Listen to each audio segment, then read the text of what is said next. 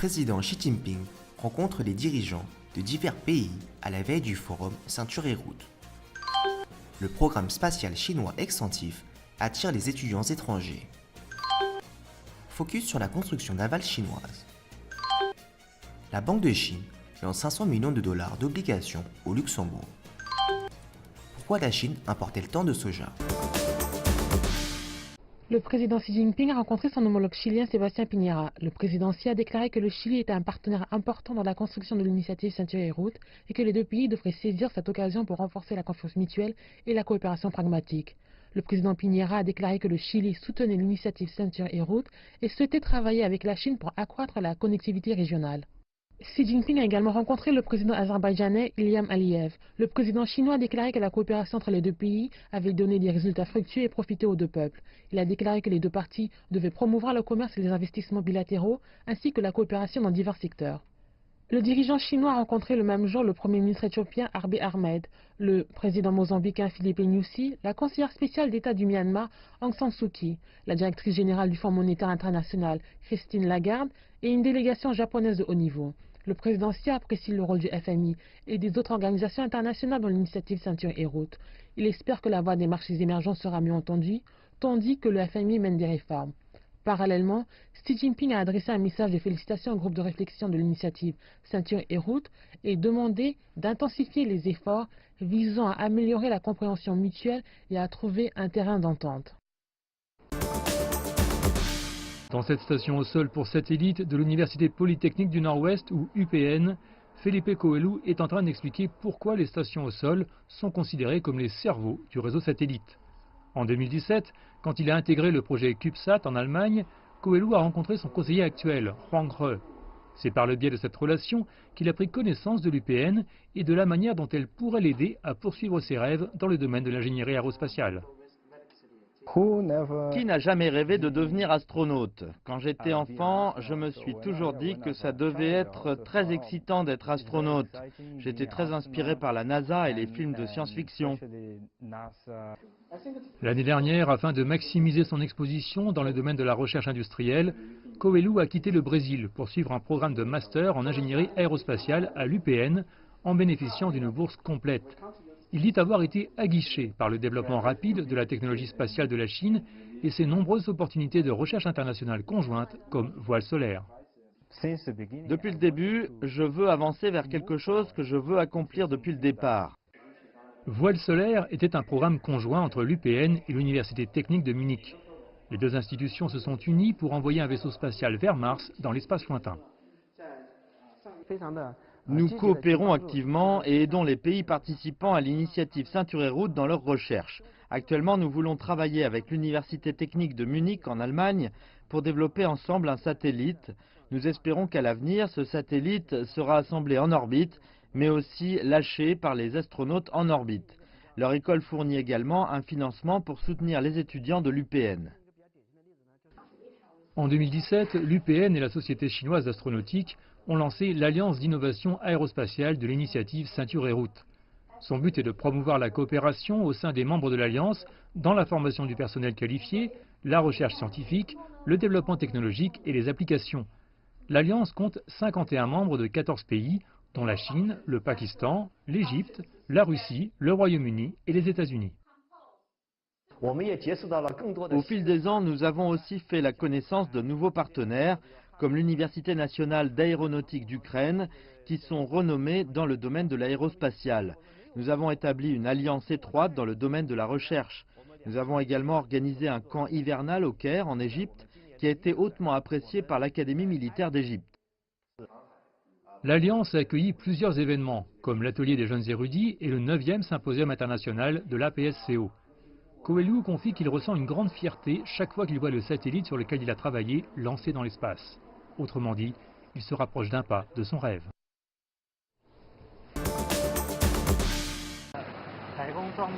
Pour connaître ce qui se cache derrière la force de construction navale chinoise, nous nous sommes rendus à Shanghai Jianhua, l'une des entreprises leaders en termes de machines portuaires.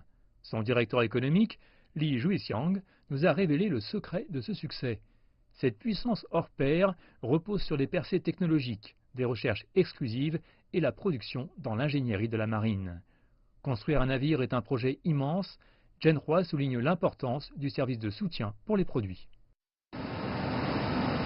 那我们走的是差异化的道路，那我们主要是在工程船、海工这个装备的这种船里面，这个依靠我们的核心研发优势、核心配套优势来做的这个方面的船舶。造船这一块体现出来的是综合的水平。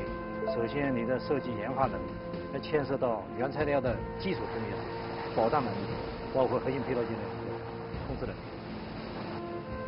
La Chine compte parmi les plus grands constructeurs de navires commerciaux du monde, dont Zhenhua.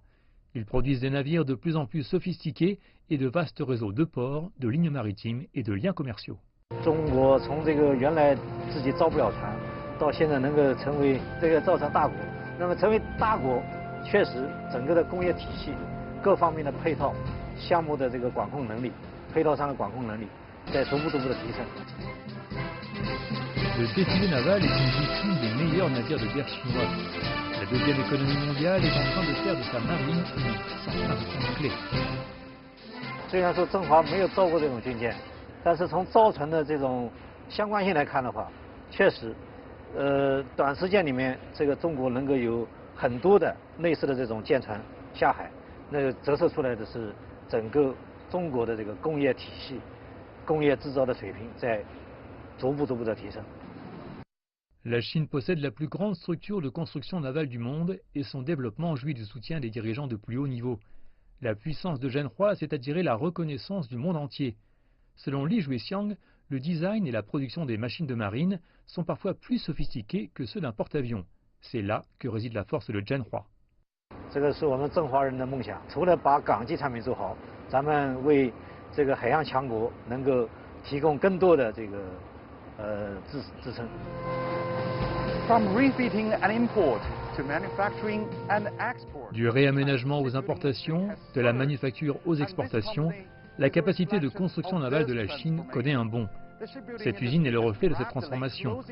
L'industrie de construction navale est en train de réduire rapidement l'écart avec les autres puissances, apportant une fondation solide au développement phénoménal de la marine.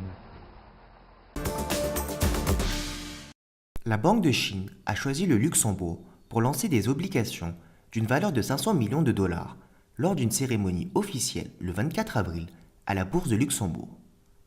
Ces obligations, libellées en dollars américains, sont les premières obligations sur le thème de l'initiative Une ceinture, une route à être cotées à la Bourse de Luxembourg après que le Luxembourg ait signé un mémorandum d'accord avec la Chine pour coopérer à l'initiative Une ceinture, une route à la fin du mois de mars.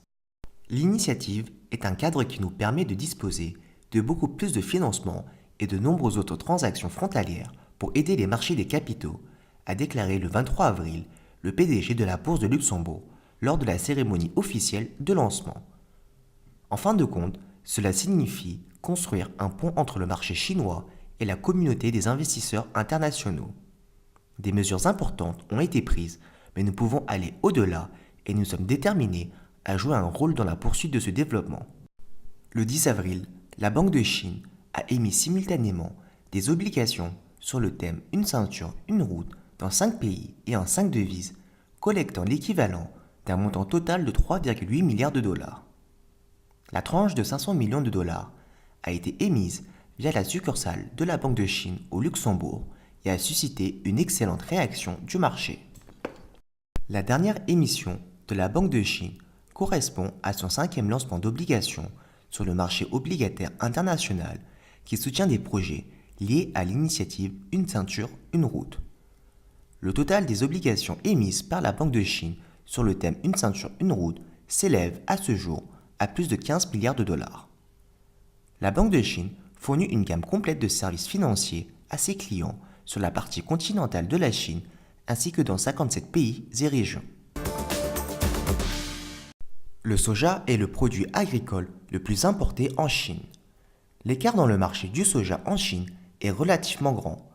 Environ 90% de son soja est importé du marché international et est principalement utilisé dans la fabrication d'huile et pour l'élevage d'animaux. En 2004, les importations agricoles de la Chine ont dépassé les exportations et la Chine est ainsi devenue importatrice nette. le volume des importations augmente d'année en année. En 2017, la Chine a importé au total 95,53 millions de tonnes de soja, dont 32,58 millions de tonnes sont venues des États-Unis et 50,93 du Brésil. En 2018, la Chine a importé un peu moins à cause des frictions commerciales avec les États-Unis, mais la quantité totale a tout de même atteint plus de 82 millions de tonnes dans les premiers 11 mois.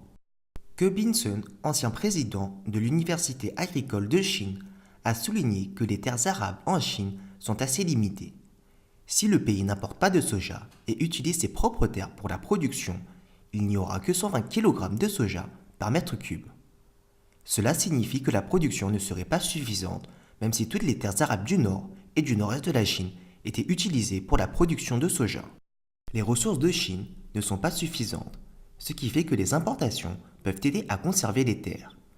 En effet, importer du soja et du coton revient à importer des terres et des ressources en eau. C'est donc un grand avantage pour l'environnement écologique de la Chine, a ajouté M. Ke.